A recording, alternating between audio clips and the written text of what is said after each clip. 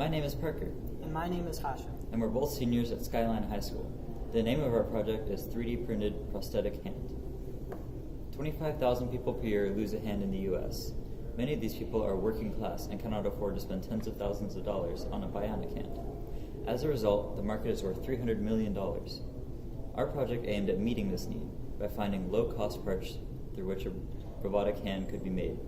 Our goals were to keep costs under $50, have moving fingers, and be able to grip objects. This is the design we came up with. It uses commercially available servos to actuate fully 3D printed fingers with fishing line. The project is controlled through an Arduino microcontroller and can be powered through a portable battery. You can control the movements with a joystick, and the hand can perform multiple gestures as well as grip objects.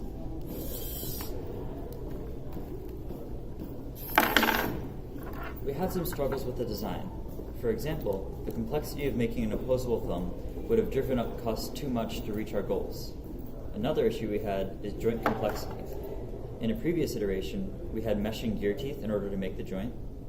But for this one, we decided to just use a simple roller joint in order to simplify the design. We also had some struggles with assembly.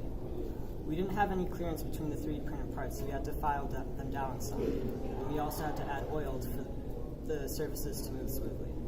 We tried tying off the fishing line, but it was too slippery and hard to bend, so we decided to melt the line to keep it in place. If we were to do it again, we would change some things. For example, designing in touchscreen capability and designing better places for wire routing. Thanks for watching.